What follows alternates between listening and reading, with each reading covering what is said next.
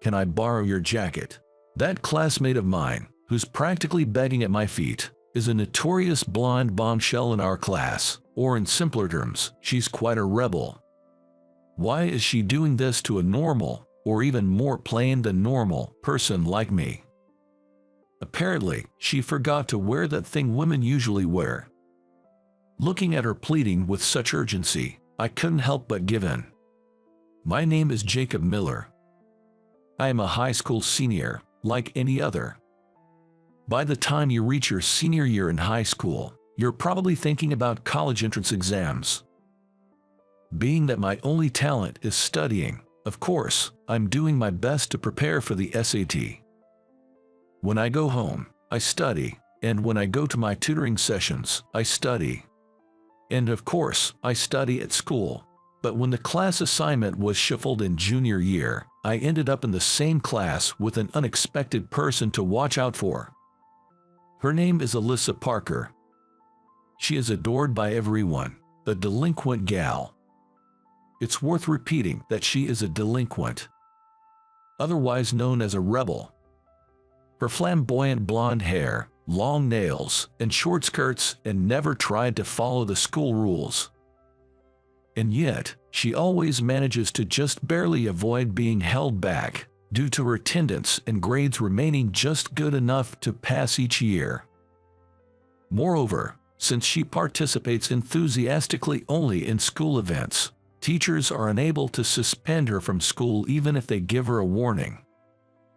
In actuality, she doesn't cause much trouble inside the school.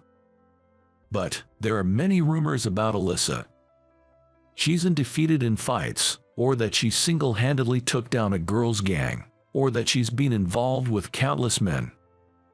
She's definitely the type I'd rather not associate with. Being a studious geek, I doubt Alyssa even knows I exist.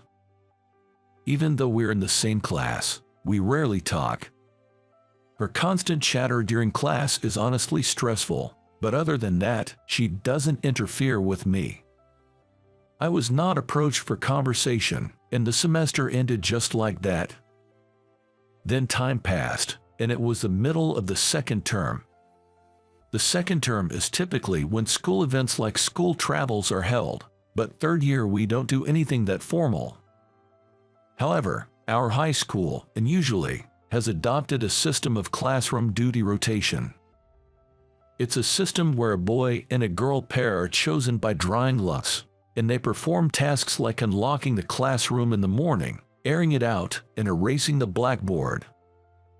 I usually arrive at school early, so the duties aren't a bother to me. But the problem is, I was paired with Alyssa. She probably won't come. After all, she's usually either sprinting into the classroom at the last minute or she's late. Moreover, it's raining outside. I would probably have to do all the tasks alone today. With that thought, I unlocked the classroom. I waited until the time the duty person should arrive, but as expected, she didn't show up. So, I unlocked the classroom alone, aired it out, and was erasing the blackboard when I could hear someone running hurriedly. Was it the classroom duty person from the next class who was late? As I was thinking that way. Eek, for real? You're already here, I'm sorry, I'm 10 minutes late. Unbelievably, Alyssa, the notorious latecomer, dashed into the classroom. Taken aback by her unexpected appearance, I dropped the eraser I was holding. Though she was 10 minutes late, it was still earlier than her usual arrival time. And now, she realized that she was late and apologizing to me. Wait, Alyssa. As I stood there in bewilderment, she tossed her near-empty backpack onto her desk and asked, "Oh, you've finished everything already. You're fast. Is there anything left to do?" Well, I haven't changed the water in the vase yet." "Okay, I'll do that." Alyssa grabbed the vase and exited the classroom. It was a shock to me that Alyssa had shown up at all, and I only noticed she was soaking wet as she was leaving the room.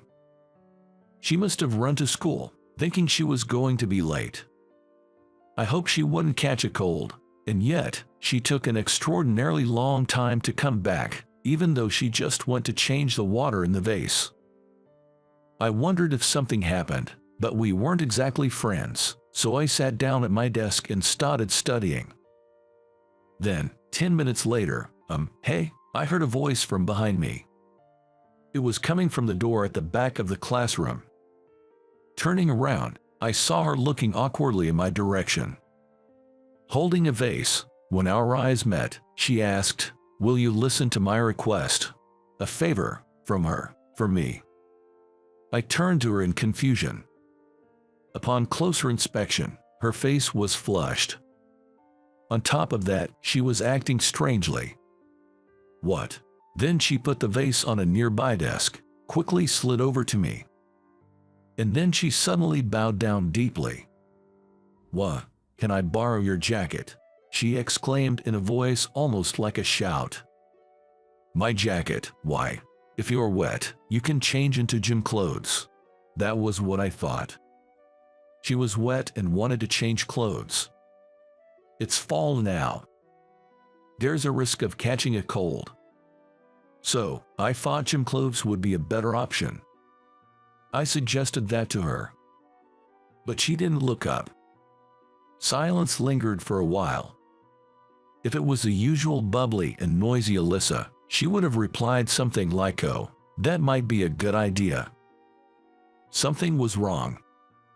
As I was thinking that, she murmured, "Yay, that's it. Huh. I forgot to put that on, because I was in a hurry. I thought I was going to be late." What? She dropped a shocking statement in desperation. Being at a sensitive age, I was too surprised and let out a cry. By that, she meant the innerwear that supports her bust, right? I was confused. But then I understood why she couldn't look up. She just couldn't. Because her uniform was wet and see-through.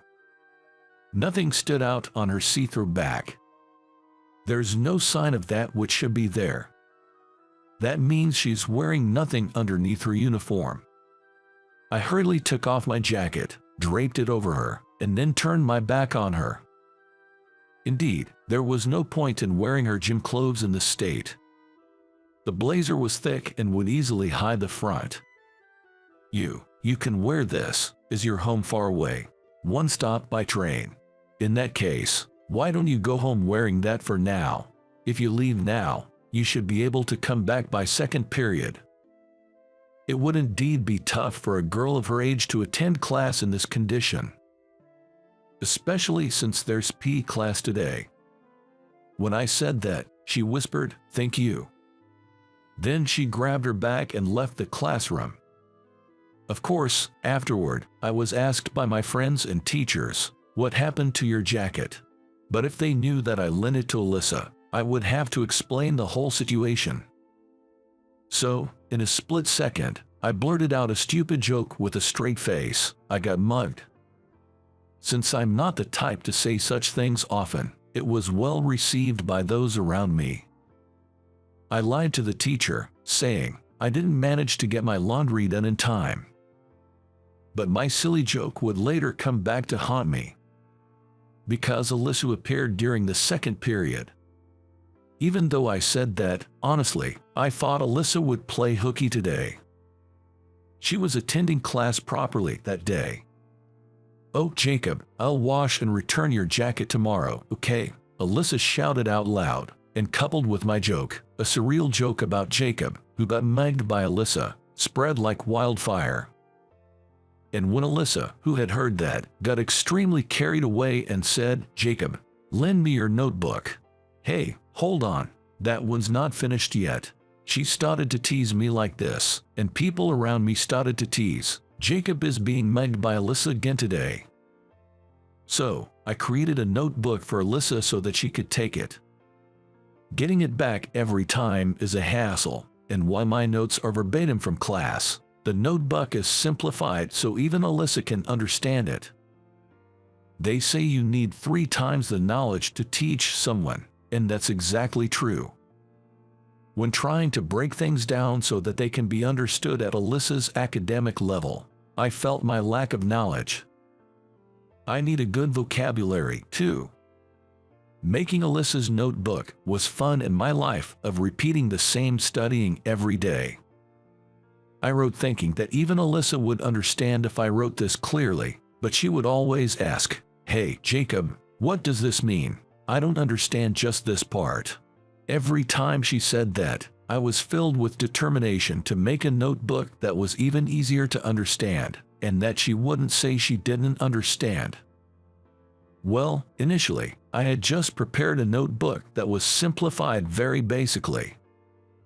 But, you see, I tend to get a bit obsessed. I just can't help but put a lot of effort into it. After all, if I'm going to show it to someone, it would be better if it can help them study. That's why I ended up getting a bit too fired up. But it also helped me study, and I had fun doing it, so it's all good. Thanks to Alyssa, I've had more opportunities to talk with my classmates too.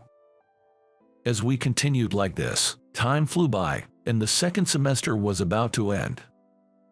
By the time we finished our final exams and were just waiting for them to be returned, I came down with a fever and had to stay in bed. There's not much class left after the exams are returned, so I thought it was kind of a blessing in disguise that I fell sick during this period. Fortunately, my high school is near my home. In fact, I chose this high school mainly because it's near my home. I figured I'd have someone bring my test home. Then I could check the parts I got wrong. With that in mind, I sent a message to a friend.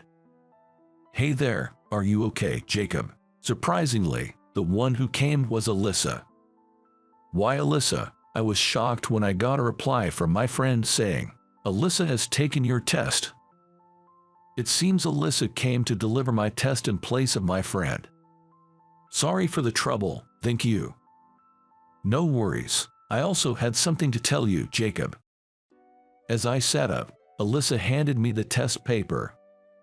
The score was about as expected, and I was satisfied, but upon closer inspection, there were several other answer sheets behind mine. The scores were 70 and 68 for the math and English tests, respectively. This wasn't my answer sheet. Incredibly, that answer sheet belonged to Alyssa. Alyssa was more prone to failing grades. Moreover, I distinctly remember Alyssa failing consistently in math and English, the subjects Alyssa struggled with the most. Forgetting about my fever, I was so surprised my eyes nearly popped out. Seeing this, Alyssa flashed a wide grin. "Remember the notes you gave me, Jacob? They were incredibly easy to understand, and you even explained parts I didn't get, so my grades shot up thanks to that. It's all thanks to you, Jacob, thank you." With that, Alyssa wore a sparkling bright smile, unlike anything I had ever seen. Seeing that smile, I felt extremely happy. Of course, my part in lending the notes contributed to this, but it was Alyssa's hard work studying that ultimately reflected in the results. The notes were really easy to understand and interesting. I found myself studying at home before I knew it, and I wanted you, Jacob, to be the first to know about my test results. That's why I came over. Haha, you did great, Alyssa. From usually scoring around 30, that's incredible. Exactly. Now I can surprise my family. Having said that, Alyssa turned to me again and suddenly bowed in appreciation. "You know what? I know I'm being presumptuous, but could you teach me next time?" Well, sure. In my mind, I had already been teaching Alyssa when I was showing my notes. But for Alyssa, it seemed different, and being directly asked for help was pleasing. So, once I recovered and returned to school, I started supervising Alyssa's study after school. After all, I would only be studying if I went home anyway. Since I started teaching Alyssa, my own careless mistakes reduced, and my grades improved too. But what surprised me was that Alyssa was smart. Thinking back, besides math and English, Alyssa barely managed to pass the other subjects, avoiding failing grades to prevent being held back a year. In other words, if Alyssa actually studied, Alyssa could improve considerably. While it's not realistic to catch up several years' worth of studies in a few months. But after developing a habit of studying, perhaps during winter break at my house, Alyssa managed to score over 70 in math and English, over 80 in other subjects, and gained the ability to attend an average university. Oh, by the way, there was absolutely nothing fishy about our study sessions at my house. I'm a guy, after all. I had some expectations, but surprisingly, Alyssa's defense was tough. Rumors of her being involved with multiple guys turned out to be completely false. The rumor that she never loses a fight seems to be true, though. If I'm going to kiss, it has to be with my lover. That's what she used to say while fiddling with her nails. So I was not in her eyes. But then, out of the blue, "Would you mind if I kiss you, Jacob?" At our high school graduation ceremony, while everyone was signing yearbooks, Alyssa said that to me. "What, you mean? Ha ha ha, you're too insensitive. Even I would feel something after spending so much time with you." Alyssa laughed as she said that, but her face, it was redder than the time she forgot to put that. She looked so adorable that I pulled her out of the bustling classroom during our graduation ceremony and took her to the relatively empty courtyard. What? Is this what I think it is? A confession? Alyssa was trying to hide her embarrassment with her usual light-hearted remarks, but her eyes were darting around and her face was beet red all the way to her ears. She's not really one for serious talks. I knew that, but as a guy, I wanted to look cool.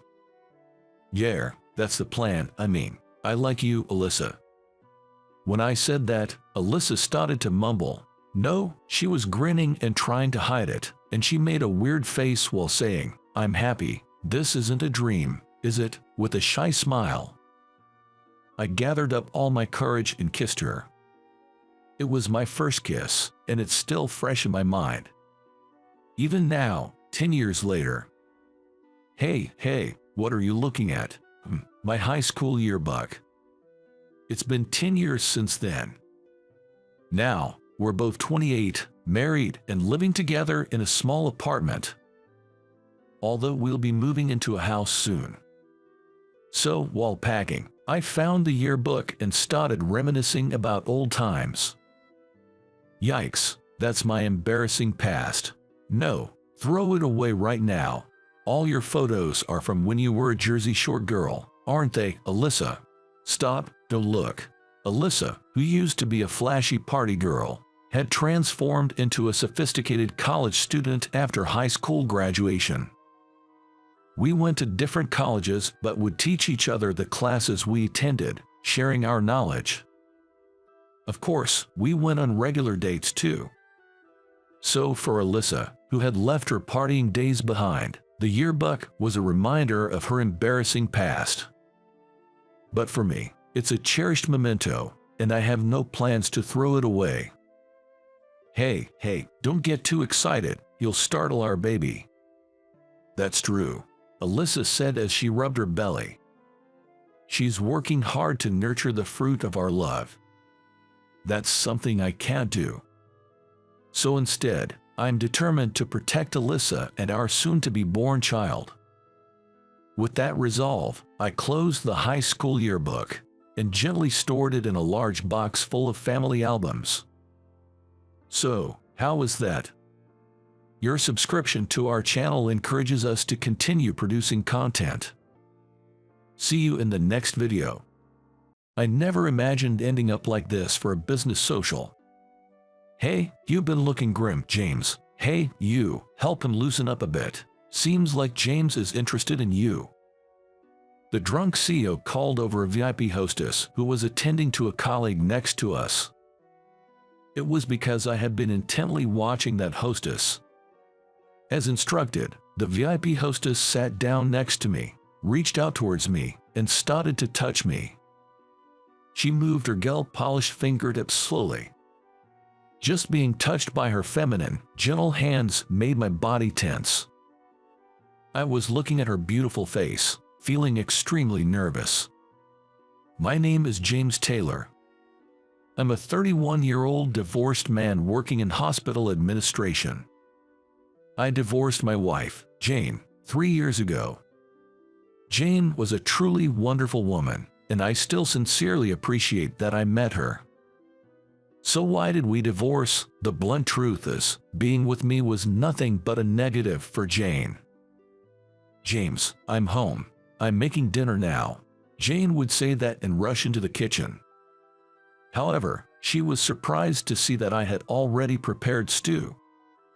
It's okay. I've already prepared dinner. You must be tired from working late, right? Let's have dinner together. I thought she'd be happy, but to my surprise, Jane had a gloomy look on her face.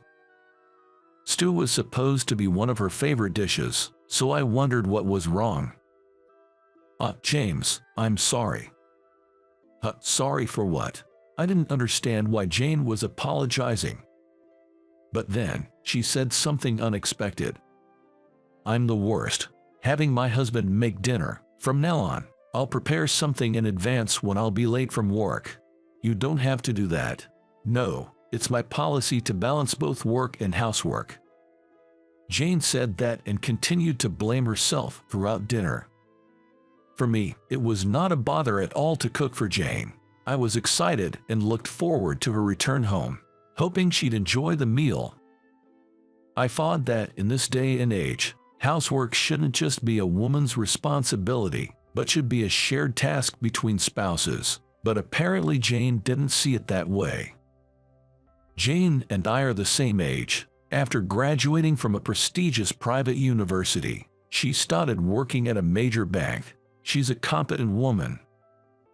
We met at a social gathering, and I immediately fell for Jane, who is serious and intellectual. It seems Jane also had a good impression of me, and after 6 months of dating, we got married when we were 27. I admired Jane not only for her kindness but also as a person. However, within the first year of our marriage, I started to feel like I wasn't being a good husband for her. I usually got home from work on time, but Jane was always swamped with work and had to do overtime every day. She's a competent employee, and the company has high expectations for her as a future leader.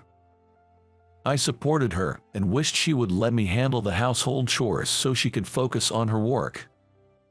But as I mentioned, Jane was a perfectionist and didn't seem to want me to do the housework. I can't let my husband do the housework, she would say every time I offered to help. But it was clear that her work was getting more demanding. Despite her dedication to balance work and household chores, she was visibly wearing herself out day by day. She must have been extremely tired.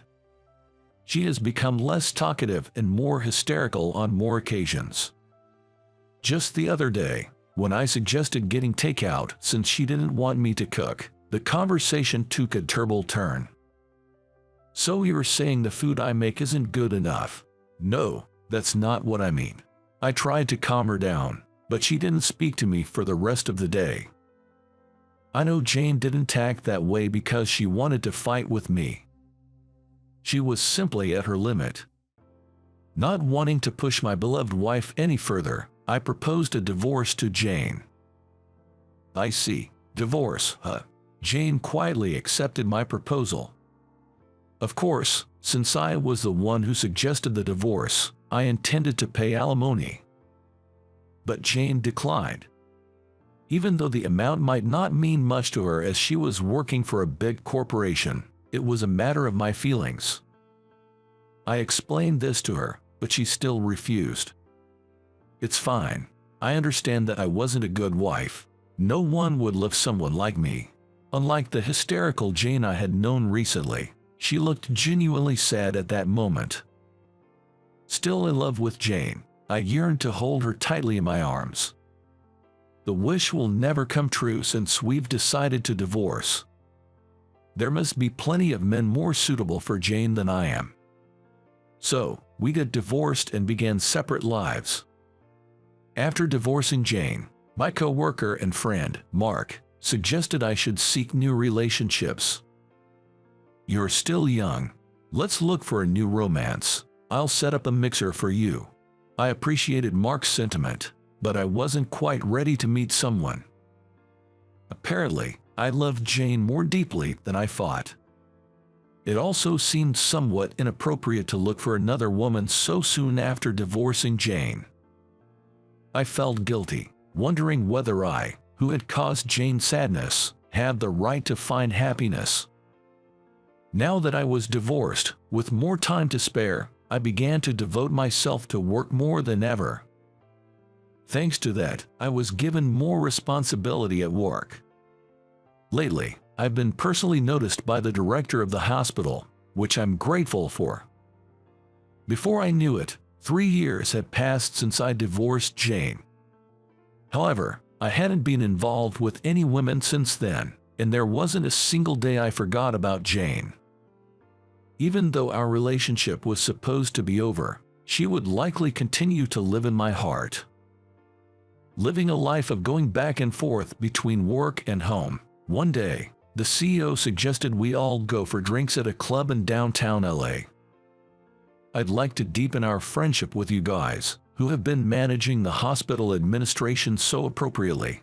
Of course, it's all on me. To be honest, I wasn't very interested in this proposal. I'd never visited such a place before and wasn't interested in women right now. Even if I were to be entertained in this state, I didn't think I would enjoy it. But I suppose it's time to grow up. Since the CEO had made the suggestion, it wouldn't be right for only me to be absent. Thus I, along with other members of the group, visited a high-class club in downtown LA. This club has a nice atmosphere, and there are only wonderful women here. I'm sure everyone will be satisfied. The CEO said that and enthusiastically led the way into the club. Indeed, as the CEO said, it was a beautiful club with a good atmosphere. I, who had a flashy and flamboyant impression, felt relieved when I saw the calm ambience of the club and thought I might be able to drink peacefully here. The hostess, Catherine, who led our group to our seats, was also a wonderful, classy person. "We've been waiting for you, everyone." The young hostess, who is called Mia, greeted us warmly. "It's a pleasure to have you here, gentlemen. Let me show you to your table. Please enjoy yourselves." A woman who seemed to be the manager, called Catherine, stepped back as a young hostess, seemingly a favorite of the boss, led us to our table. Each of us had a hostess to attend to us, but I was utterly astonished by one of them. What a surprise! Standing before me in a dress was my ex-wife, Jane. Jane, why is she here? Jane, now dressed in a vibrant dress and heavily made up, looked nothing like the woman I remembered. But there was no doubt about it, it was Jane. There was no way I could mistake the face of my wife whom I loved so much. Jane too noticed my presence, and her eyes, adorned with eyeshadow, widened. For a moment, it felt as if time had stopped between us, but of course, no one around us noticed. The girls distributed themselves evenly among the tables and began serving us. Jane didn't come to my side, but instead sat next to a colleague of mine, Carl. Carl, faced with Jane, began chattering excitedly. Getting to be entertained by such a beauty. "What's your name?" "It's Janet." If she introduced herself as Janet, then it must indeed be Jane. With this strong belief, I stole glances at Jane while chatting with the other hostesses. I couldn't help but wonder why Jane, who had once worked for a large corporation, was now working at a club as a hostess in downtown LA. Jane had always been quite a beauty, but she now looked even more refined. Her makeup was flawless and her dress fit her perfectly. Could this air of elegance indicate that she had been working as a hostess for quite a while? All sorts of thoughts were racing through my head, but I couldn't get drunk despite drinking alcohol. In contrast, the CEO, completely wasted, blurted out something unthinkable. "You seem a bit uptight, James. Hey, you, why don't you help him relax? It seems like James is interested in you."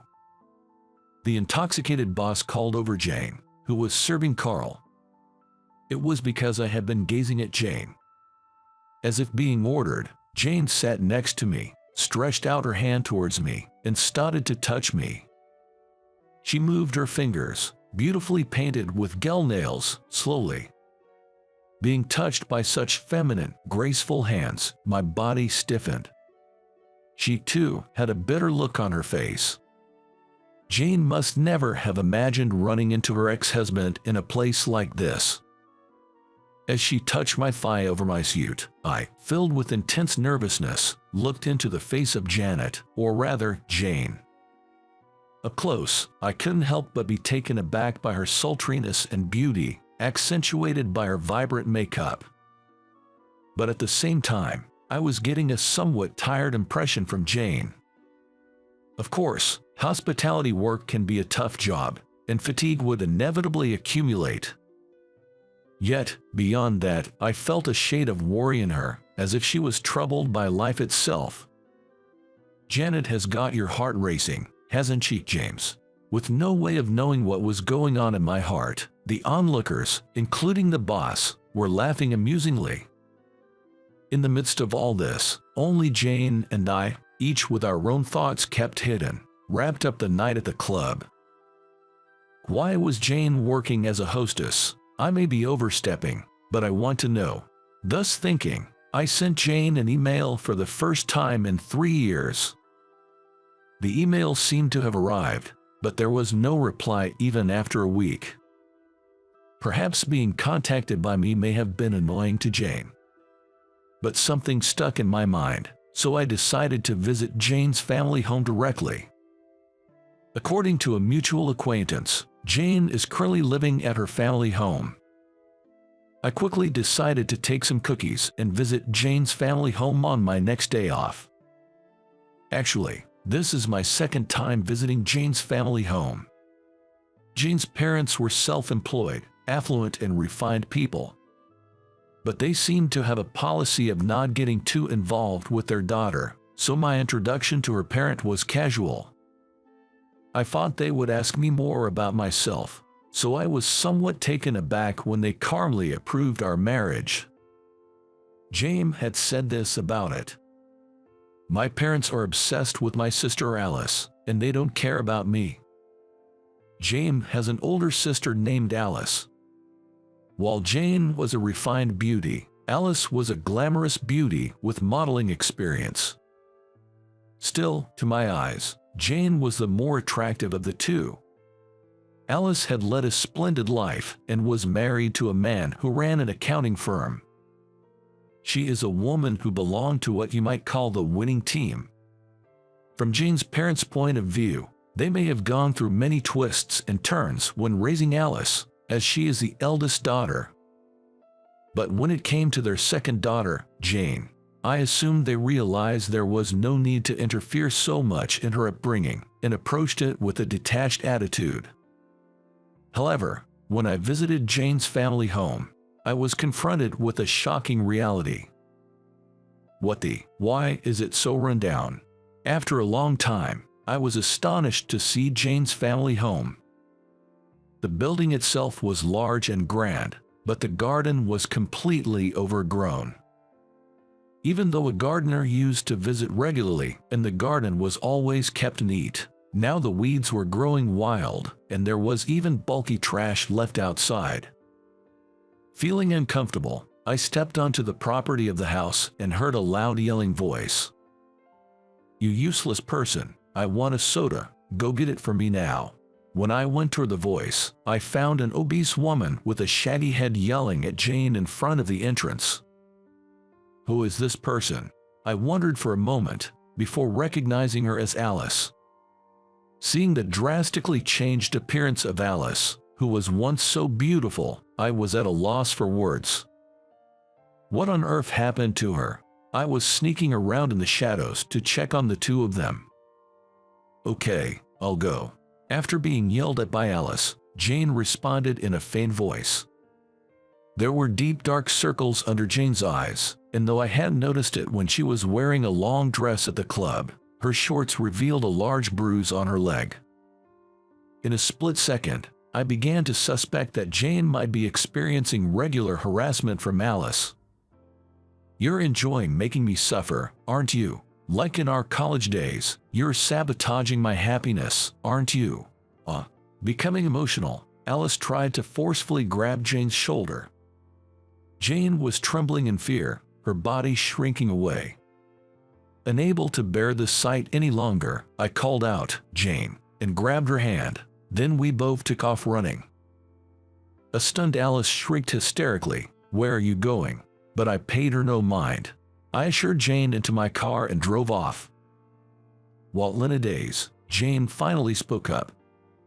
"Why are you here? I saw you at the club the other day and I've been worried about you. You look pale now and that bruise. Can you tell me what happened? It has nothing to do with you, since we're divorced, right? Please, take me home. If I don't get back soon, my sisters will scold me."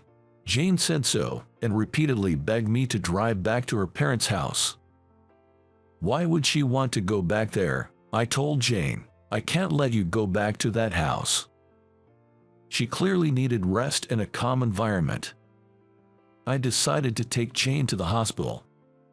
She seemed very tired, so the doctor decided to administer an Fordrip and have her admitted to the hospital for a month. I felt immense gratitude towards the understanding doctor. Although Jane initially resisted strongly, she soon fell into a deep sleep on the hospital bed, likely due to extreme fatigue. During this time, Alice kept calling Jane's phone over and over. I listened to the voicemails Alice left. They were nothing more than threats. "Jane, where on earth are you? If you don't come home, you won't get away with it." While frightened by Alice's hysteria, I waited for Jane to recover. The hospital also judged that Jane needed mental care, so she started receiving psychiatric treatment while regaining her physical strength. Many more injuries were found on Jane's body, revealing that she had been suffering regular abuse. Once Jane was finally well enough for a face-to-face conversation, I decided to talk to her in the hospital room. She had lost over 10 pounds since I saw her at the club, and her complexion was po. "I've caused you trouble, haven't I? I never thought my body was screaming for help to the point where I had to undergo such extensive treatment. You've really been pushing yourself too hard. Can you tell me exactly what happened?" "Okay, actually." With that, Jane began to explain everything that had transpired. After our divorce, Jane discovered that the family business her parents ran had fallen on hard times when she returned home. Her sister, Alice, had also returned home after her divorce, the result of an affair Alice had. From my point of view, Alice had it coming, but the shock of her divorce led her to overeat, and she has fallen into her current hysterical state. Despite the already strained household finances, Alice had been recklessly spending money to relieve her stress. To help her struggling family, Jane had taken up a second job as a hostess in downtown LA. She was commanded by her parents to bring in some income to help the family through their financial crisis. Jane did her best to protect her family, but eventually, the bank discovered her side job as a hostess and she was fired. She is now taking care of Alice and doing all the housework during the day, while working as a hostess at night. I couldn't believe all of this happened without my knowledge. Regardless of the circumstances, the burden on Jane was far too great. "Why do you have to go so far?" "I have no choice. I've caused a lot of trouble for my parents and my sister." According to Jane, her parents had always favored Alice. Wanting her parents' attention, Jane devoted herself to studying.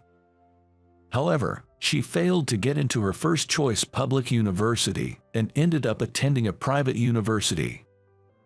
Jane's mother, Michelle, had constantly told her, "We paid a lot of money for you to attend private university. Be grateful." Also, there was a dispute between Jane and Alice when Jane was a college student. At the time, Alice had a boyfriend. Midway through their relationship, Alice's boyfriend grew tired of her self-centered behavior and, unbelievably, began to fall for Jane. When Alice found it out, she was so shocked that she overdosed on pills and was rushed to the hospital.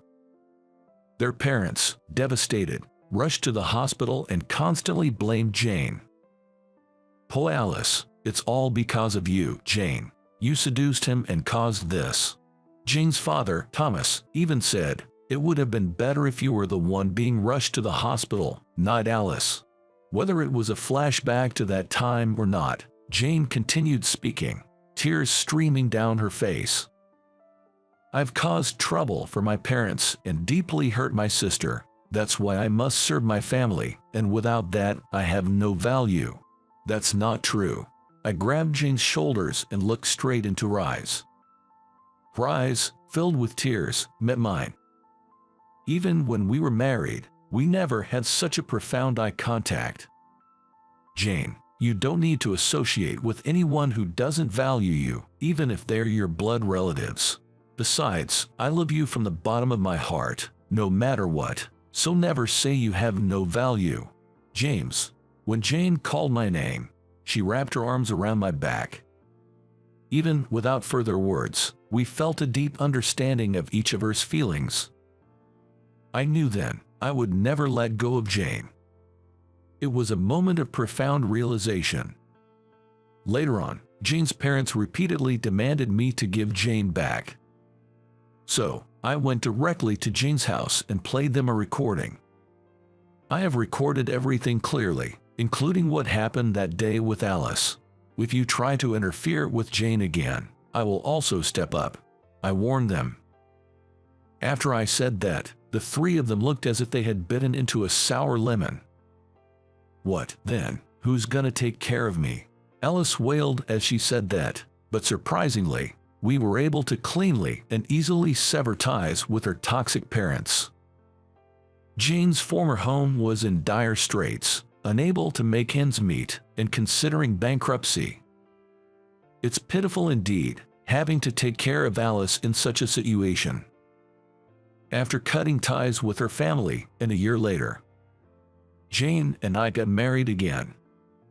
Jane got a job in the administration department of a company.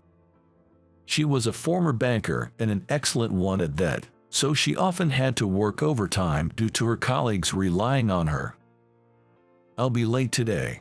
Could you prepare something for dinner?" "Sure, I'll cook whatever you want." "Really? Then, I want a gratin." "All right, leave it to me," I said, making fists pump. True love is not about wanting something from the other person.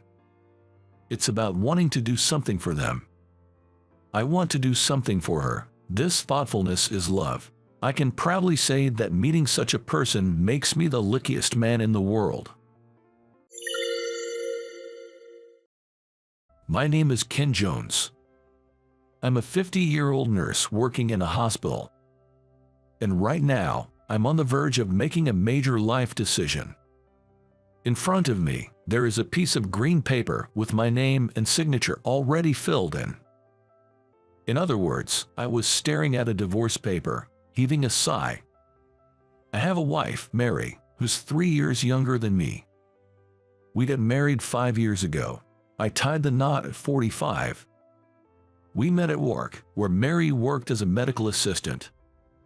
Both of us had been so absorbed in our work that we hadn't had the chance to meet someone, and had given up on the idea of marriage. That's why we hit it official, and before we knew it, we were dating. Because we were no longer young, we took extra care before deciding to marry. After a few years of dating, we finally tied the knot. So, it was quite a late marriage at 45 and 42. Considering our age, we gave up on having children, but instead, we vowed to spend the rest of our lives together. However, it turns out we were naive to think that way. After all, both Mary and I had lived our lives dedicated to our work. At first, we tried to align our shifts and cherished the time we could spend together, but inevitably, our schedules clashed due to night shifts. And then, Mary started having health issues. It was menopause, and it was quite troublesome. According to Mary, she was always irritable for no particular reason. She was tired, she was in a bad mood, she was always grumbled. Being a man, I couldn't understand her struggles. But what I did understand was that Mary was suffering. But there was nothing we could do. Our days were filled with petty quarrels. Both Mary and I were tired of our married life. In the span of 5 years, our love had completely cooled off. I began to wonder if there was any meaning to our being together. Every day, we screamed at each other, cursed at each other. Could we live like this forever? The answer was clear without even thinking. I'm home. While I was looking at the divorce paper in the living room, I heard an indifferent greeting. Mary had returned from work. I hid the divorce paper under the table and waited for Mary to come to the living room. After a while, Mary came back. Seems grumpy. At least reply if you're here. Hi. Cold words, a cold greeting. There was no warmth left between us. Listen. What? What do you think about getting a divorce? At my words, Mary froze. When I looked at her face, she didn't look surprised. I see, I understood. As usual, Mary replied coldly. She didn't seem sad, nor surprised. Even though I was the one who brought it up, I was slightly irritated that she didn't react at all. But I knew I didn't have the right to express that. So, without saying a word, I handed over the divorce papers, and Mary didn't say anything, just swiftly signed them. Tomorrow, I'll bring it to the city hall. This would be the end of our 5 years of married life. I'll make dinner for the last. Mary said, starting cook for dinner. Even after signing, Mary hadn't changed at all. She ate dinner as usual and went to bed early. It was a bit eerie that nothing had changed. But there was indeed a change. I realized the change just before bedtime. The bedroom was the same, but we were in separate beds. Even sleeping in the same room was something we hadn't done in a while. It's been a while since we've slept together. Mary started a conversation with me while I was having trouble sleeping. That's true. We initially shared the same bed, didn't we? You tossed and turned so much in your sleep, it was impossible to sleep next to you. That's why we ended up in separate beds soon after. We had a genuine conversation after a long time and got carried away reminiscing about the old days, so we spent some time chatting. But Mary, I remember you used to sneak into my bed saying it was cold. That did happen, didn't it? I knew you were intentionally wearing skimpy pajamas. Oh, so you knew. We are no longer young, so there was no visible flirting, but Mary used to try to attract my attention often when we first got married. I found that endearing and used to give her attention. Recalling such things, I glanced at Mary. Upon closer inspection, Mary was wearing skimpy pajamas. Did you remember? Mary noticed that I was looking at her pajamas, smiled a little. May I get into the bed because it's cold? I hesitated for a moment, but invited her into the bed. We're old enough now, and wouldn't get excited. Since we'll be complete strangers from tomorrow, let's just make this a final memory. Mary, lying next to me with her shoulder touching mine. In the course of 5 years, she seemed to have lost quite a lot of weight. She had been busy with work, and at this age, it's easy to get tired. I realized I must have been pushing her too hard.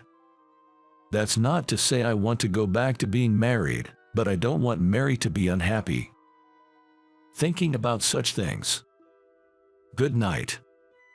Good night. We fell asleep. And the next day, by the time I woke up, Mary was gone. All of Mary's belongings were gone, and there was no trace of her having been in the room. However, in the living room, there was a note left behind that said, "Thank you for everything. Please take care of yourself." That's what was written. Half a year later, I had changed jobs and was working at a large hospital. The marriage was a result of an office romance, and I felt uncomfortable after the divorce, plus I wanted a job that paid well. Those were the main reasons. Although I'm single now, I'm still a workaholic, so I guess I'm good with not getting married for a while. At least, I'm done with office romances. Mr. Jones, the new patient came in a while ago. My boss called out to me, and I looked through the documents. I recall, it was a patient who had a spread of cancer. She had been receiving outpatient treatment at another hospital, but from now on, they would be admitted and start chemotherapy. Surprisingly, her name is the same as Mary. Moreover, her last name is the same as Mary's maiden name. Feeling some kind of connection, I headed over to greet her while taking her temperature. "Excuse me, it's time for your temperature check." When I entered the private room, the patient, who had been looking out the window, turned to face me. Yes, go ahead, could it be? Her face was pale, her cheeks were sunken, and she was extremely thin, but there was no mistake that it was Mary, the woman I had been married to. "Even though I changed hospitals, you changed workplaces." In a faint but unmistakable voice, I heard Mary's familiar voice. Mary was also incredibly surprised to see me. But I was beyond surprised. Because the document stated the spread of her cancer. It wasn't just that she had lost a little weight or seemed low on energy. Looking at the completely changed Mary, it was clear that her condition was not good. Moreover, the date when the cancer was discovered was also written in her medical chart. Mary's cancer was discovered just before we divorced. So, on the day I brought up divorce, Mary must have known she had cancer. "Why didn't you tell me?" "Oh, about the cancer? Yeah, I guess it's out now, so I should tell you." Even though I had no right to hear about it anymore, the words slipped out of my mouth. Mommy guessed my feelings and told me many things. That even without the cancer, our marriage had already cooled down. That she thought she was the cause. And knowing that she didn't have long left, she couldn't hold me back and agreed to the divorce. Listening to all this, I deeply regretted. Why didn't we discuss things more thoroughly? Why didn't I notice Mary's changes? I thought she had lost a little weight, but why did I leave it at that? Despite suffering from illness, I pushed Mary away like adding insult to injury. I had done something terrible. As I blamed myself and sank into despair. "Come on, you are healthier than me. Why hang your head more than I am?" I was scolded by Mary. I had always dwelled when I made mistakes, and Mary often had to snap me out of it. That's right, I was supported by Mary. Despite that, I still haven't repaid her kindness. The person who supported me for 5 years is now right in front of me. I looked straight at Mary. "Look, I know I don't have the right to say this anymore, but I want to take care of you until the end." When I bowed my head to Mary, she smacked my head. "What are you talking about? You have work. In between work and after I'm done." Seeing my persistence, Mary finally gave in, saying, "Do as you like," with a look of both exasperation and joy. From then, I took care of Mary. Of course, Mary's parents visited her often, but I took care of everything else. I thought Mary's parents wouldn't accept me, but they did. Mary's family home is far away, which made it difficult for them to visit frequently. Honestly, there was no one else but me to take care of Mary's needs. For the following months, I visited Mary's hospital room every day. Whether I was at work, after work, on my days off, or before my night shifts, I was always by Mary's side. Then began Mary's treatment with chemotherapy. In the past, I've been cared for many patients as a nurse, but when it's family, it's a different story. Treating a stranger and treating family are entirely different. I intended to support her treatment as a professional, but I inevitably became emotionally involved. I was desperate. Mary had started treatment immediately after our divorce, but it didn't seem to be effective. The cancer had metastasized. Cancer treatment is incredibly difficult and painful. She had endured all that, alone. I should have been there to support her. I wish I could do something for her. Despite all this, Mary remained positive and fought bravely against her illness.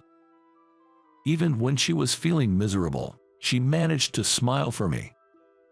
That smile made me aware of my own helplessness. I couldn't do anything for her. Then, as if to add insult to injury, Mary's treatment had to be halted. With Mary's weakened body, there were few treatment options left. We had no choice but to abandon aggressive treatment. Mary accepted this reality, saying, "I'll live my remaining time to the fullest." She whispered this quietly. So, I did my best to support her. We laughed at funny stories together, went for walks when she was able to go outside. We watched movies on rainy days, started knitting together, and made little crafts, albeit clumsily. Mary laughed at my awkward handiwork. These little things brought us so much happiness. Mary seemed to feel the same way, living each day peacefully. But the cancer continued to torment her. These happy times couldn't last long. From this point, Mary's condition began to deteriorate rapidly. She had sleepless nights due to intense pain. She cried more often, trying to hide it from me. We managed to get through with painkillers, but she gradually lost her vitality and laughed less frequently. All I could do was offer encouragement, but it seemed that Mary appreciated that. "Thank you for always being there," she told me. If I was alone, it would have been much harder. I thought I was ready to give up, but you being here every day gives me the will to live another day. Eventually, Mary was no longer able to get up. She seemed lonely as she spoke to me. Despite her immobile body, she told me that she was able to face another day because of me. And yet, Mary was dying alone. Because Mary and I were strangers. I was the one who wanted it that way, but now I deeply regret it. I tried to express my rekindled affection for bedridden Mary in words. "Hey, what's up? Will you marry me?" I finally said my second proposal in a silent hospital room, devoid of any mood. Mary widened her eyes in surprise, then smiled slightly. "You're silly. I won't get married again. Plus, you're a divorcee, right? It'd be a scandal if your wife passed away after remarrying." Despite her words, Mary looked delighted. And I was rejected quite spectacularly. But I just couldn't give up, so I handed Mary a marriage certificate. Of course, I had already signed it. "You're such a fool." Mary accepted it with joy. She embraced it like a treasure. Maybe that was enough to satisfy her. A few days later, she passed away. She lived a month longer than her terminal diagnosis predicted. She really put up a good fight. That's why I wish for her to be happy in heaven. After Mary's death, preparations for the funeral were quickly underway. As we were not legally married, I couldn't be the chief mourner. Despite this, Mary's parents told me they wanted me to sit in the family section. I was initially going to decline, but they were insistent, and in the end, I took a seat with the family. The funeral proceeded, and we headed to the grave. Strangely, I didn't shed a tear. I had already steeled myself while caring for Mary. While waiting for the preparations at the grave, I sat on a bench, aimlessly looking at the sky. Mary was no longer in this world. It felt like a gaping hole had opened in my heart. "Ken, you were here," my Mel said as she noticed me staring blankly at the sky. Her swollen eyes revealed she had been crying. Her sorrow must be greater than mine, having lost her daughter. "Mary, she left a letter for me to give to you. She wanted it to be given on the day of her funeral." What was handed to me was a letter and a diary from Mary. I opened the diary first. It was a simple diary, just as Mary would have it, with only a sentence or two about trivial things. But around the time we met, the sentence became longer. It documented our dates, evaluations of my work, and conversations and our domestic misstep after we moved in together, all carefully detailed. "Ken ate the omelet I made today, despite it not tasting good. He didn't show any distaste. He didn't lie. He just ate silently. I felt his kindness for not saying it wasn't tasty." But these words gradually turned into reflections about herself. It started around the time she hit menopause. I took out my frustration on Ken again. I can't forgive myself for doing this. I just shout, never able to have a proper discussion. Ken is growing colder. If I were in his position, I would feel the same. But it still makes me sad. The last pages of Mary's diary were filled with regret, day after day. I found myself glued to a particular date in the diary. "Today, I found out I have cancer. It seems like I don't have much time left. I'm sure if I tell Ken, he'll be kinder. But I don't want to do something that cowardly. Even if I die, I don't want him to grieve. So please forgive me for being harsh with him." At those words, I catch my breath. It was dated a month before we divorced. In other words, for a whole month, Mary intentionally acted tough towards me. She was trying to distance my feelings from her. With trembling hands, I searched for the date when I suggested a divorce. Today, Ken proposed a divorce. Finally, I can set him free. But when I dressed lightly like old times, he noticed. I was so happy. "Thank you for a final memory left." Her diary entries stopped there. I had no idea that she was thinking so much about me. With tears welling up in my eyes, I opened the letter. "I never expected to see you again at the new hospital. Even if I were to die, I didn't want you to cry. But when you said you wanted to take care of me, I was so happy. I'm sorry I couldn't say no. I almost cried when you proposed again. I have no regrets now. I will go to heaven first, but don't you come until you're an old man. And if we meet again in heaven, and if your feelings haven't changed, then please marry me. Until then, I'll keep our marriage certificate. From Mary." By the time I finished reading, I was crying uncontrollably. Mary's feelings were overflowing in this letter. That's why her parents allowed me to sit in the family section. For a while, I cried like a child. I cried pathetically, my eyes swollen. But at the grave, just as Mary wished, I did not cry. She said she wanted me not to cry. So, I decided to bid her farewell with a smile. Mary, who slept peacefully in the casket, held our marriage certificate in her hand, and her face was incredibly calm. The marriage certificate, with my signature and seal, had Mary's signature duly filled in. My name is David Richardson. I'm a 23-year-old government administrator. 2 years ago, I got my administrative qualification and left the company I'd been working at to join the current office where I'm employed. I'm getting used to the work, and I'm generally enjoying life. But to be honest, I do have one concern. Oh, brother, Not again. Why is this place such a mess? My sister, Emily, visits my apartment and she always starts with this comment, furrowing her brows and sighing deeply.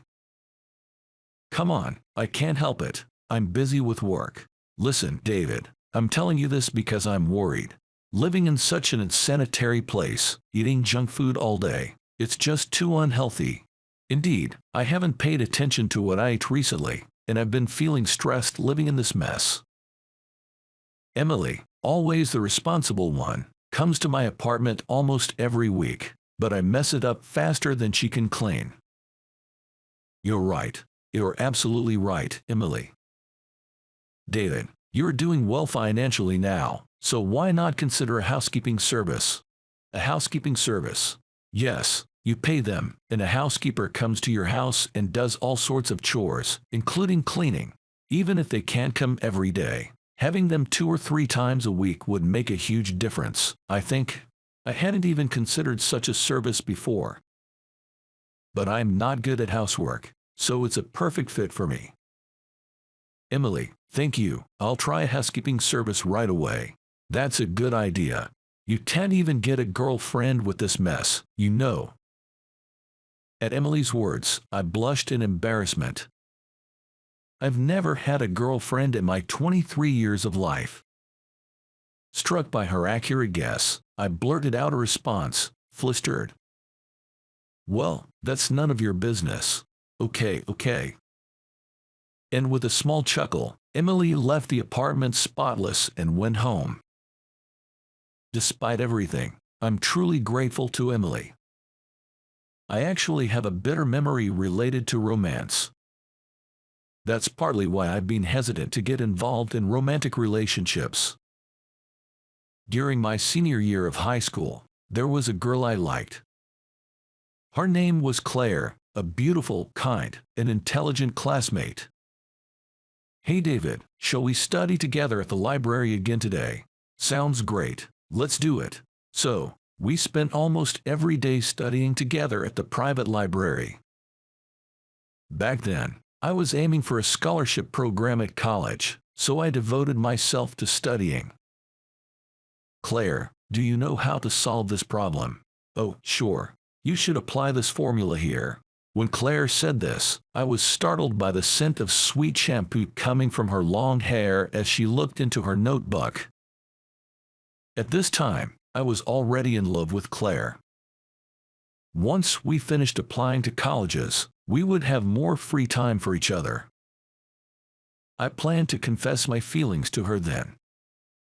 With this goal in mind, I spent my high school days, but the situation took an unexpected turn. I was chosen for a special scholarship as planned, but I ended up declining it. It turned out that during this time, my father fell sick and could no longer work, and our family's financial situation became dire. I decided that going to college in this situation would be too difficult, so I decided to start working right after high school graduation. I was disappointed that I couldn't go to college, but I decided to move forward and turn the page. However, this situation drastically changed my relationship with Claire. I tried to head to the library with Claire as usual, but something seemed off about her. David, I heard you're giving up going to college and you're going to start working right after high school. Yay, that's actually the case. It's the first time I'm hearing about this. I thought it would worry you, Claire. The college where you had the recommendation slot, my best friend was aiming for that also. Honestly, when I heard that you declined the recommendation, she was also shocked. If you were going to decline it, I wish you had given that slot to her from the beginning. I was at a loss for words after hearing this. From Claire's best friend's perspective, my actions must have been inexplicable and probably shocking. Claire, I'm sorry. It's a bit complicated for me too, even though we spent every day together. Before I knew it, Claire's eyes were filled with tears. David, I'm sorry, but I think I'll keep my distance from you from now on.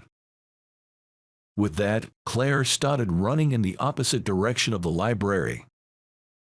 I wanted to chase after Claire, but in the end, all I could do was stand there.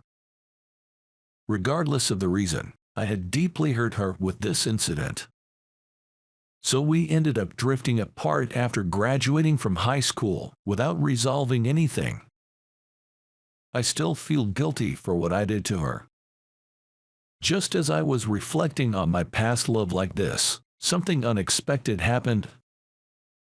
Later, I ended up promptly getting a housekeeper. When the doorbell rang, I opened the door and was taken aback. "Waiting for you." Wait, what? There she was, unmistakably Claire. She had grown into a stunningly beautiful, fair-skinned woman. She too, with a surprised expression, opened her mouth. "No way, David is my client today." Shocked, we were both frozen in place for a while, but we couldn't stay like this forever. I invited Claire into the living room, handed her some tea, and Claire said thank you and began to speak slowly. "Even though we ended things on such a note, I'm truly sorry for that time. I heard about the real reason why you gave up going to college from other friends." Claire said this with a genuinely apologetic expression. I was surprised by this turn of events as I thought she must have hated me by now. "No, it's okay. Looking back, I realize I should have explained the reason more clearly," I said. But you were just trying to keep me from worrying, right, David? I truly regret having hurt you like that," Claire replied, looking directly at me. Claire had grown even more beautiful than before, and I couldn't help but feel a bit flustered. Trying not to show my feelings, I looked away and said, "Let's let bygones be bygones. Anyway, thanks for coming today." "Thank you, David. I appreciate you saying that.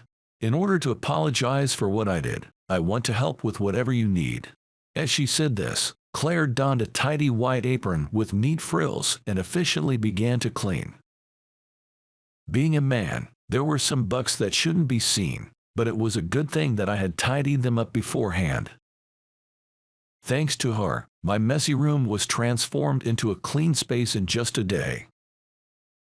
But I couldn't help wondering, why was Claire working for a cleaning service? I'm sure she had gone to college, but I don't know anything about what happened afterward. Still, I couldn't ask her about every detail of that. After Claire finished cleaning, she cooked dinner for me as part of her service. As I watched her cook skillfully in the kitchen, I found myself wondering if she normally cooked for someone else in this manner. She served a freshly cooked, hot gratin. It was so delicious that I was moved. Just after I finished eating dinner, I received a phone call from work, so I told Claire, "Thank you for today," and answered the phone in my room.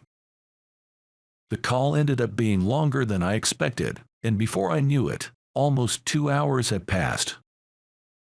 Thinking that Claire must have left by then, I was surprised to find her asleep at the table when I returned to the living room.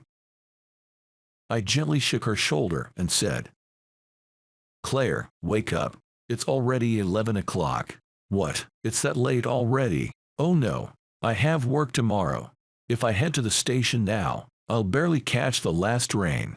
Seeing Claire panic with a pale face, I could tell she was really in a tight spot. "Claire, are you okay? You look really tired."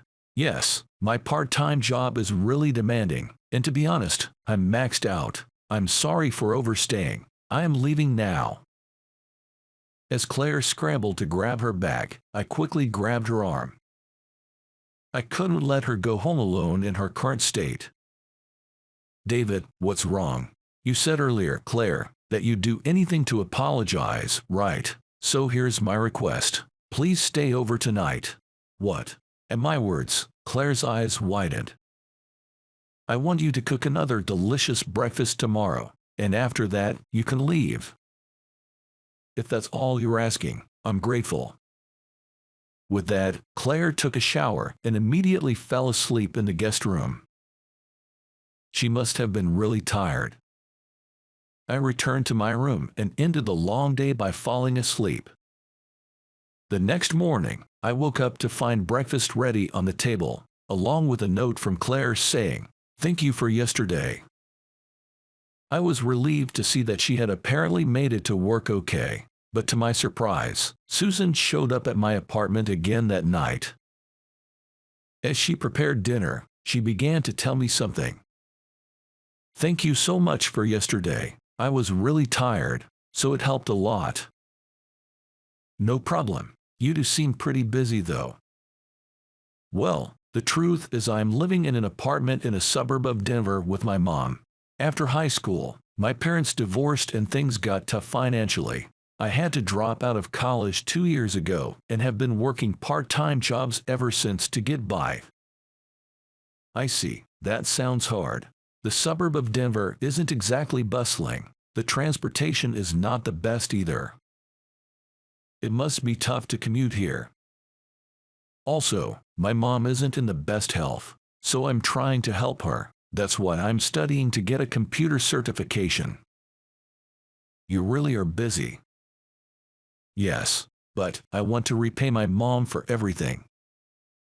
With that, Claire smiled gently. "Thank you so much for everything. Sorry to have bothered you." "Claire, wait." I stopped her as she was about to leave. "If you don't mind, why don't you stay at my place when you come into town for work? I'd love it if you could cook for me. My apartment is in a great location with good public transportations. It might take some of the burden off of you." Honestly, I was afraid she'd be put off by my suggestion, but Claire responded with a happy smile. "David, thank you so much. Okay. In return, I'll clean and cook for you." From that day forward, I started asking Claire to take care of my housework on a regular basis. I always paid her as agreed, but when she stayed over at my place, Claire cooked extra food for me. She told me that she used to get really tired from the commute alone, but now that she could stay at my place when she had jobs nearby, it had made her life much easier. Having her clean my apartment was also a great help for me. One day, my sister Emily happened to meet Claire and was surprised.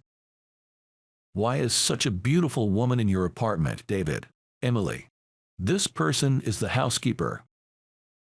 "Nice to meet you. I'm Claire. Actually, I went to high school with David." "Oh, nice to meet you. I'm his sister, Emily. Despite my clumsy brother, I hope we get along well." Emily quickly became friends with Claire. The two of them were chatting happily, and before I knew it, they were cooking together in the kitchen. And when they ate dinner together, they kept calling each other Claire and Emily, and seemed to be having a great time. I never imagined they would become so close. Even after Emily went home, Claire seemed to be in a good mood. Emily is such a mature and cute girl. She was following you around all the time. Wasn't she a bother? Not at all. I'm an only child, so it felt like I had a little sister. It was fun. After that, Emily frequently visited my apartment to cook and sew with Claire. They always seemed to have a great time together. Watching them, I realized how much I cared for Claire. Despite telling myself that it was all in the past, my feelings for her were only growing stronger. But I knew that Claire was just being kind to me because of her job. Right now, just being able to be with her makes me happy. I should be content with that.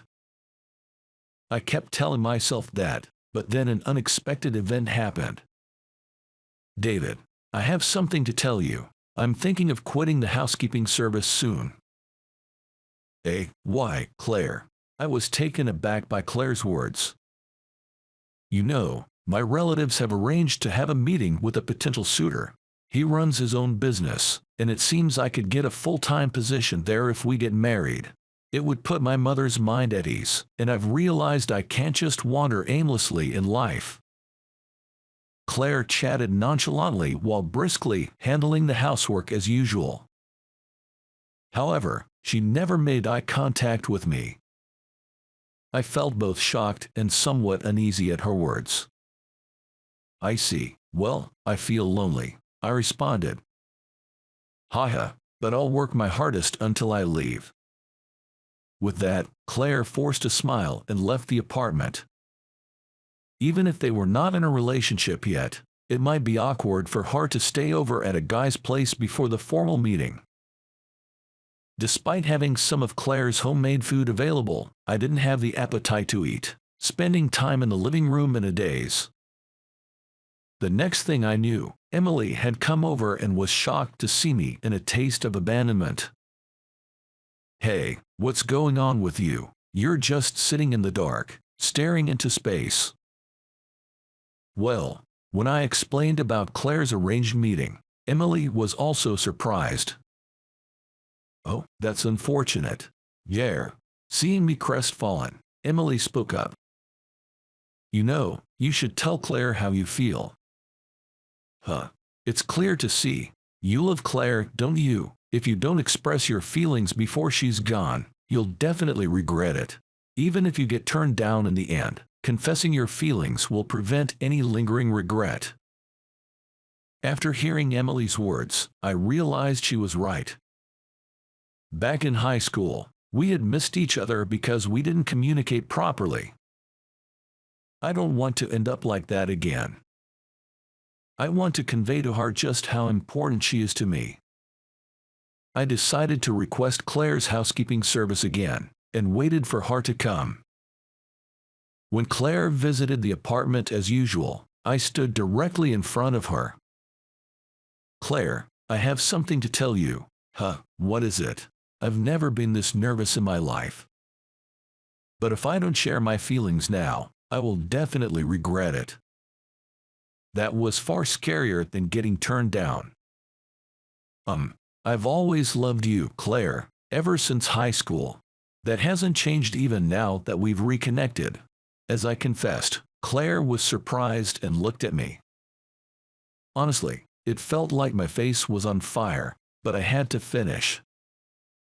So, if it's what you want, I want you to go to the arranged meeting. But if it's not what you want, I want you to stop. All I want is for you to be happy, Claire. David. As soon as I finished talking, Claire threw her arms around me. I hadn't dreamed that she'd respond this way, and I turned bright red. I don't really want to go to that meeting, either. I love you, David. Claire. I gently stroked her head. Claire, wiping her tears, continued to speak slowly. I was truly happy when you, David, let me stay at your house and were so kind to me. But I wondered if it was okay for me to keep relying on your kindness like that. You graduated from high school and became a government administrator, whereas I've achieved nothing. I thought there must be someone better suited for you, David, and if I keep hanging around you, it would be a burden to you. Never had I imagined Claire felt this way. We both had feelings for each other, but neither of us noticed. But I won't repeat the mistakes we made in high school. That's not true. It's okay if it takes some time. Let's move forward slowly on the path that's best for you, Claire. Your mom would want your happiness more than anything. David, thank you. And like that, we held each other tightly. Feeling Claire's warmth close to me, my love for her surged anew. I didn't want to let her go, ever. And so, we officially started dating. Claire, fulfilling her long-time dream, got her computer certification 6 months later and started her career as a web designer. We took this opportunity to officially start living together, and Claire's mom moved into a house nearby. Now we can meet whenever we want. It's a relief. Currently, the two of us are discussing marriage. Well, to be precise, it's 3 of us. Emily is having a great time with Claire, looking at wedding catalogs. Wow, this dress is cute too. Oh, but this one might be better. Sounds great, Emily. Make sure you dress up for the occasion. Of course, since it's a special occasion, Claire, you should change outfits at least 3 times. Like this, the two are enthusiastically planning a wedding. Oh boy. If we incorporate all of Emily's ideas, it might cost us a fortune. But seeing the smiles on the two most important women in my life, I can't help but think it's worth it. How did you like it? Your subscription will be a great motivation for our production. See you in the next video. My name's Keith Johnson, turning 42 this year. I graduated college and immediately started working at a trading company, but I couldn't adjust to it at all. Now, I'm working at a coffee shop run by my uncle. After 12 years of service at the trading company, I lived somewhat of a jobless life. I lost interest in everything, even social interactions became a dread. My lifestyle could be easily described as reclusive. The person who brought me out of this was my uncle. A man so obsessed with coffee that he opened up his own specialty shop. In the beginning, I started helping out in the shop somewhat aimlessly, but I soon found myself increasingly captivated by the allure of coffee. Looking back, I'm convinced that this was my uncle's strategy. I'm naturally timid, not good at interacting with people. I was introverted, even shy. It's embarrassing to admit, but I've never had a girlfriend, even at the age of 42. I need to set the record straight, though, there's a reason for this. I was raised in a predominantly female household. My father passed away early due to illness. Living with my mother and two assertive sisters, and on top of that, there are even more assertive younger sisters. My place at home was minute, to say the least. Growing up surrounded by strong women, I developed a kind of fear and respect for women. I grew into a man too intimidated to approach women. I'm okay with the regulars at the shop, like the older women, but that's about it. Even the local elementary school girl, Emma, calls me Keith casually. That proves how low-key I am. My uncle's coffee shop attracts coffee lovers who gather almost daily. Many of them are even more knowledgeable than me, so I have a lot to learn. I can't do without a notebook at work. I jot down everything I notice or have been taught, so I don't forget. My uncle calls it secret notebook. While I was checking new coffee beans with my notebook in hand, the doorbell rang with a jingle. "Excuse me, hello." Spotting me, he cheerfully greets me, deftly maneuvering his wheelchair closer to the counter. He smoothly transfers from his wheelchair to the stool at the counter using only his arm strength. As always, he does it with ease. His name is Alex Miller, a regular at the shop and a wheelchair user.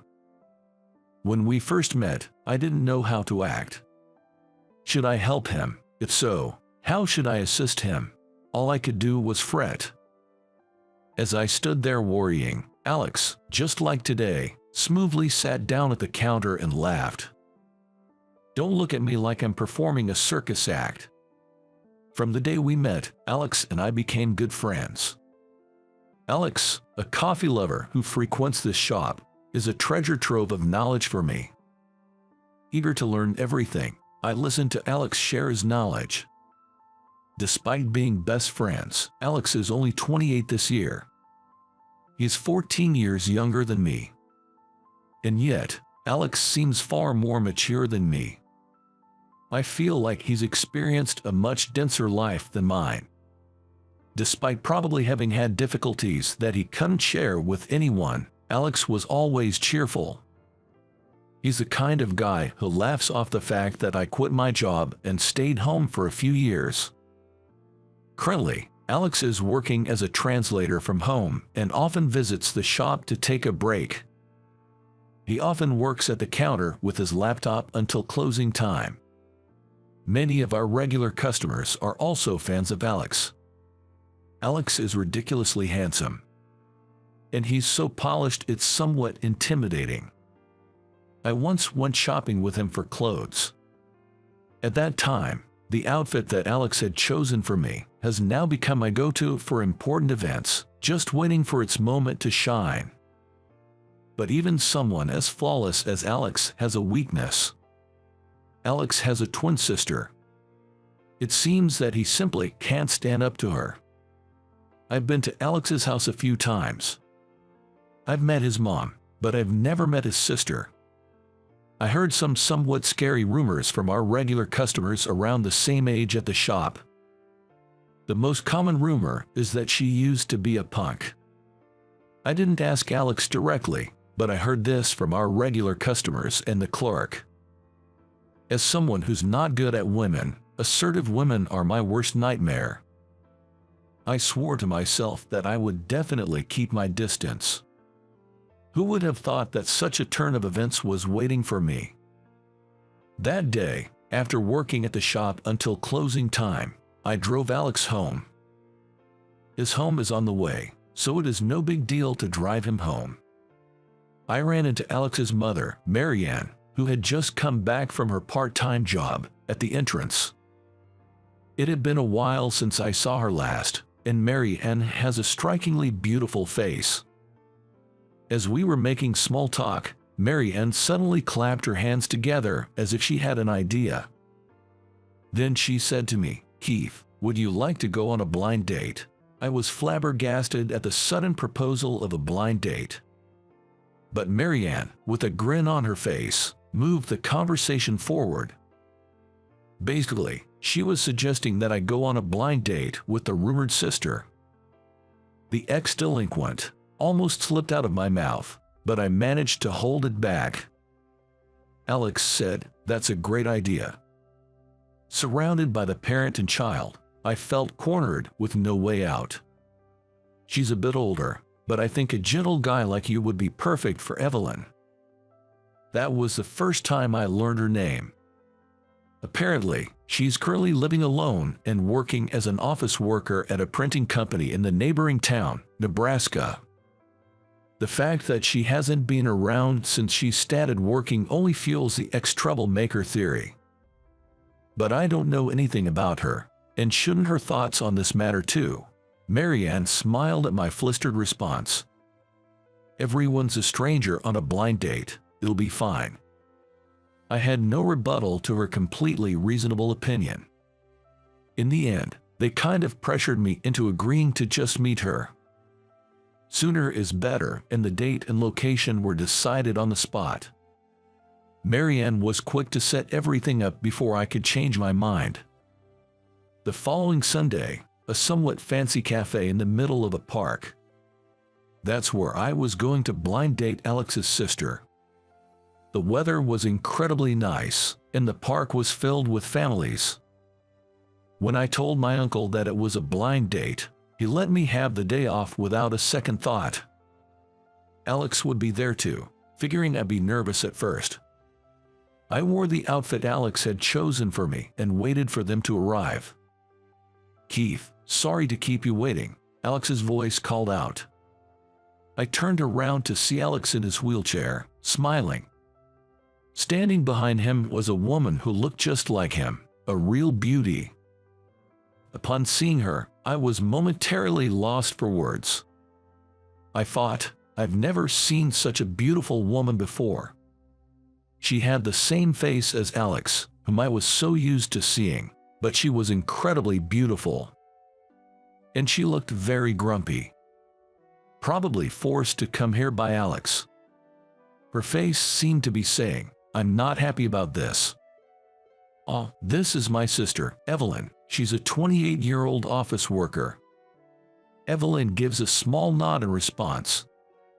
I nod my head and mumble, "Nice to meet you." I was already nervous about this blind date.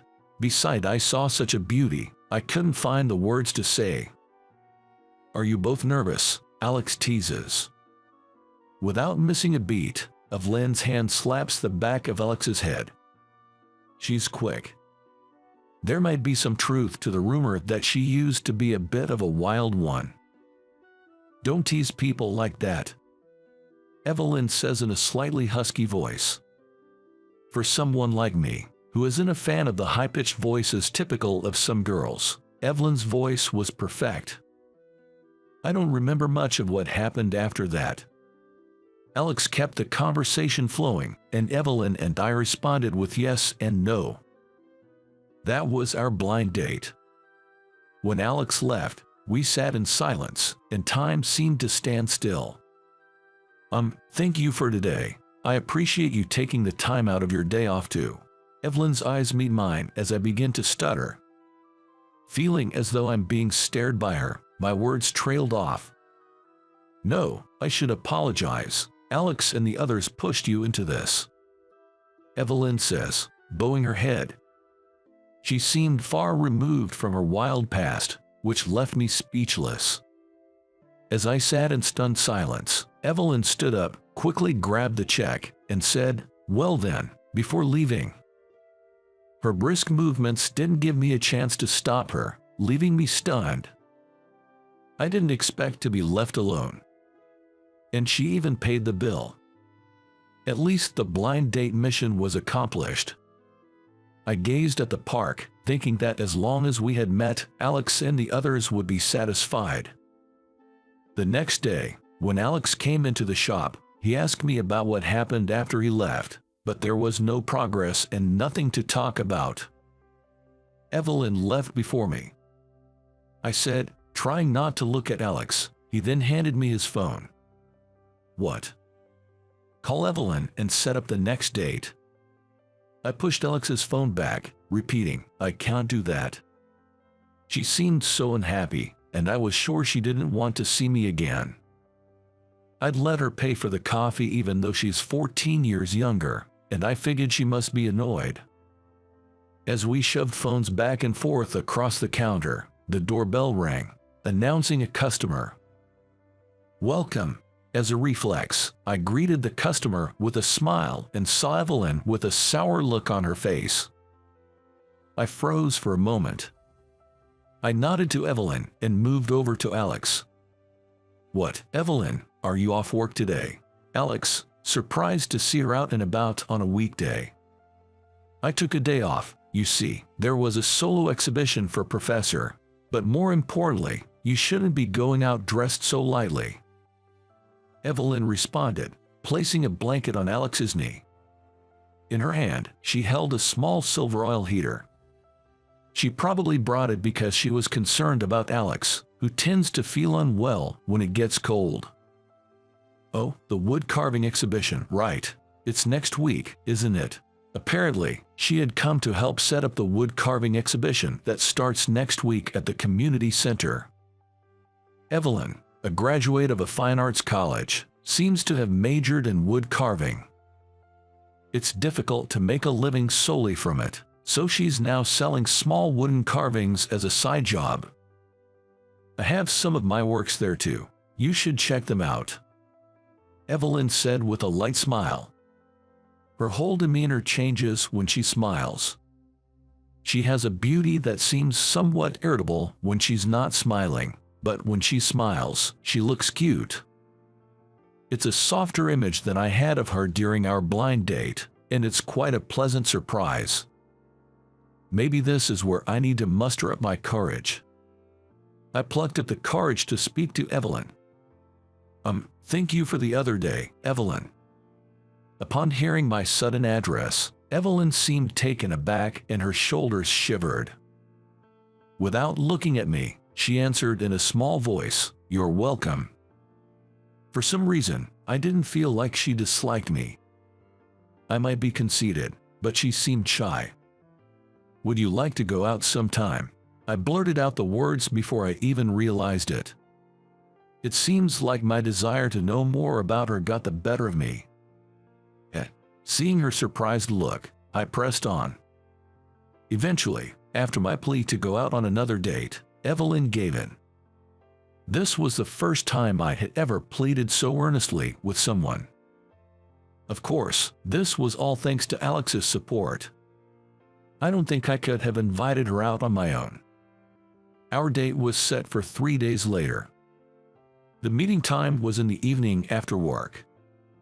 I waited for her in front of a bookstore, our designated meeting place. She arrived right on time. It wasn't as tense as the blind date, but I was feeling jittery and couldn't calm down. Well, it was my first date, and I was nervous, so she probably felt the same way. I booked a Vietnamese restaurant, keeping in mind her preferences. This was also thanks to Alex's advice. Even after we arrived and settled at the restaurant, she seemed a bit jittery. She seemed disinterested in what I was saying, and I started to feel sad.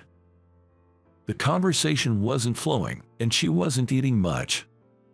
Despite ordering a course filled with her favorite dishes, she seemed to find dining with me very unpleasant. She must have agreed to this date reluctantly because of Alex.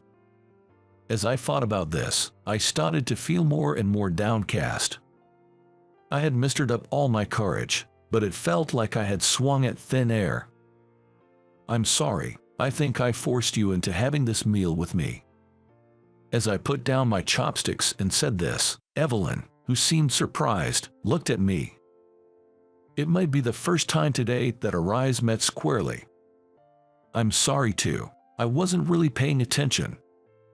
She quickly apologized.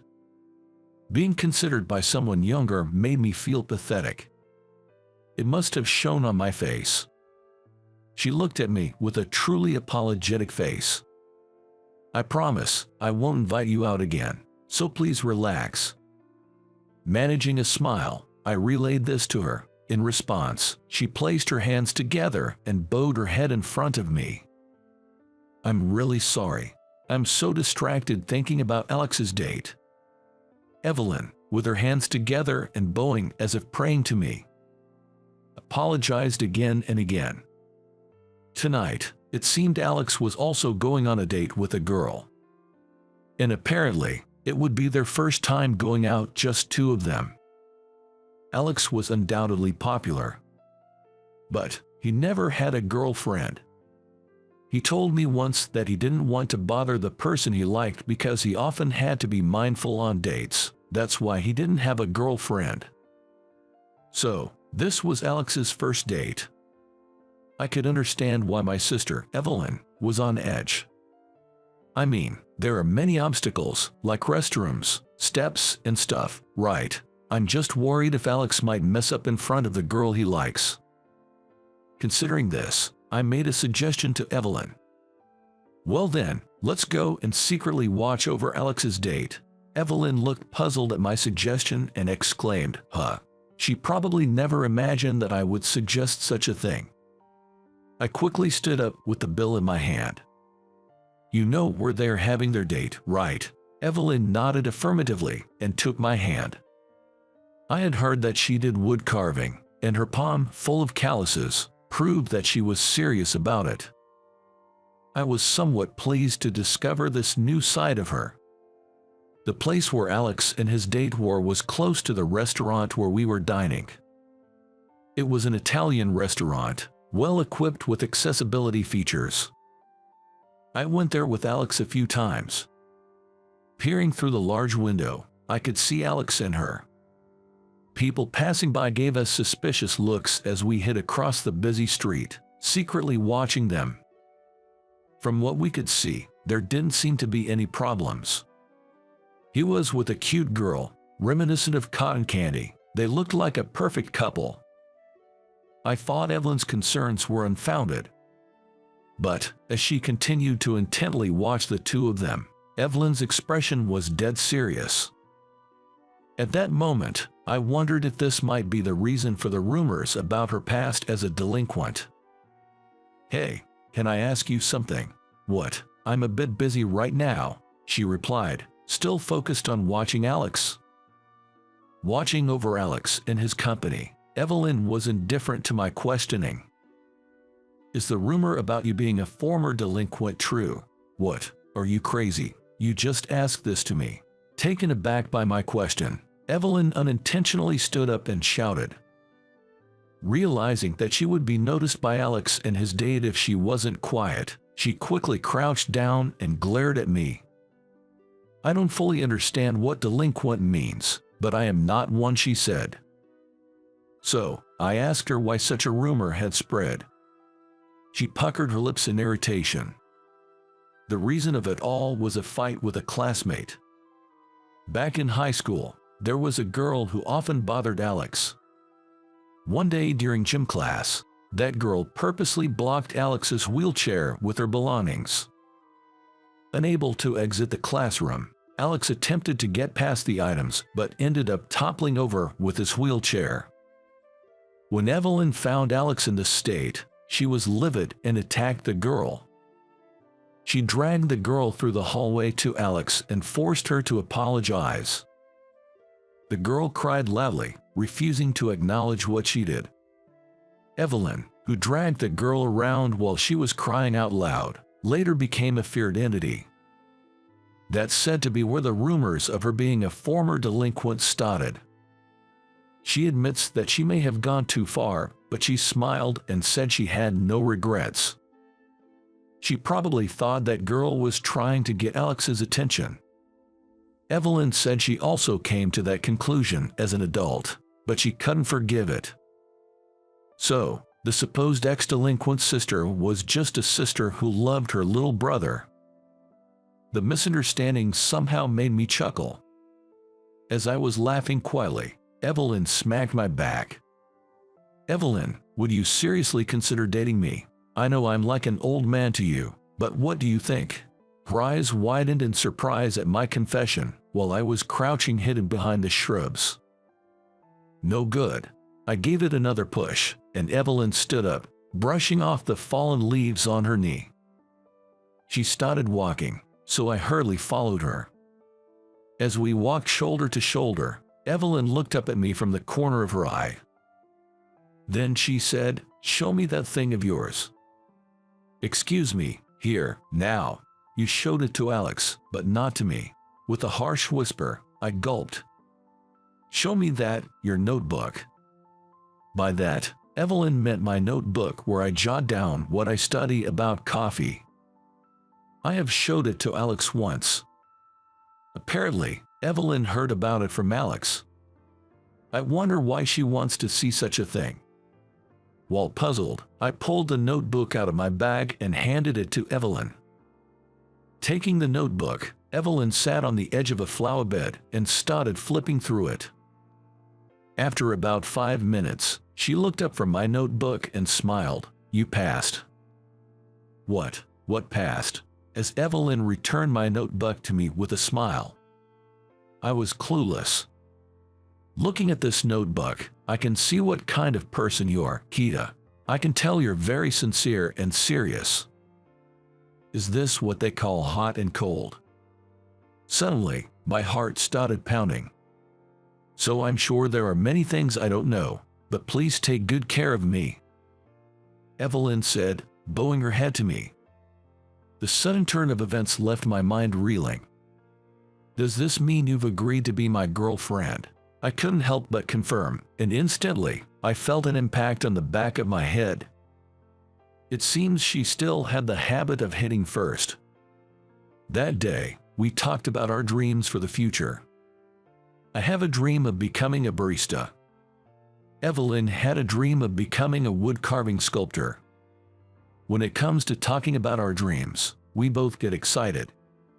Evelyn suggested making a competition out of who can realize their dream first. I agreed. It was a moment that I convinced myself to become a barista seriously. There exists something called barista study abroad. It's a study abroad where you intern at overseas cafes and gain professional knowledge as a barista. Half a year after starting to date Evelyn, I was in Italy. Even before me, she quit her job and started working as a wood-carving sculptor in earnest. I couldn't stand the idea of being left behind, so I decided to study abroad. Knowing that if I go abroad, we'd end up in a long-distance relationship, I expected her to stop me, but Evelyn kicked me out the door with a push on my back. I wanted her to say she would miss me a little, but her apparent relief was just like her. Yet, being cheerfully sent off made me feel like I was being brushed aside. She hardly ever reached out. After my internship ended, I kept dragging my return home and started avoiding meeting her again. I kept thinking, what if she's disappointed in me? Or maybe she's not contacting because she found someone else. For half a year, another half a year, I ended up spending 2 years in Italy. I had also earned a few barista qualifications that are recognized in Japan. I could return home now, but I couldn't make up my mind. Plus, I was a little sad to leave Italy. I had been working part-time at the same long-established store where I did my internship. The chime of the doorbell rang out in the empty cafe, signaling the arrival of a customer. As I lifted my face from the coffee I was brewing, I saw an unbelievable face. It was Evelyn, who was supposed to be in Japan. She had become even more beautiful over the 2 years. With a glare fixed on me, she sat down across the counter, right in front of my eyes. "You've kept me waiting too long." Still glaring at me, as she thrust a flyer in front of my eyes. The flyer was for Evelyn's solo exhibition in New York. I realized in an instant that Evelyn had achieved her dream. "I'll treat you to a cup of coffee," I say calmly, suppressing my joy, and start working with my hands. Evelyn seemed a little displeased that I wasn't flustered as before. "Well, you'd expect some changes after spending 2 years in Italy. Smooth interaction is also necessary for a barista." Evelyn waited for her coffee with a pout on her beautiful face. I thought it ruined a good-looking face. I placed a latte with latte art in front of Evelyn. Upon seeing the latte art, Evelyn muttered, "Damn it." I almost laughed at her adorable frustration. But I was nervous too. The latte art on the latte I handed over read, "Will you marry me?" and Evelyn stirred it violently with her spoon, pretending not to see. She drank the latte in one gulp, with a look of indifference on her face. "I'll have to treat me to another 100 cups to make up for the wait. I'll write it as many times as it takes until you're satisfied," I replied. Evelyn seemed pleased with my words and nodded. Then she whispered, "Don't forget what you just said." I got Evelyn's consent to our marriage 3 days later.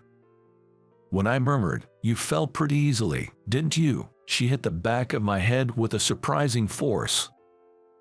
I guess she remained aggressive for the rest of her life.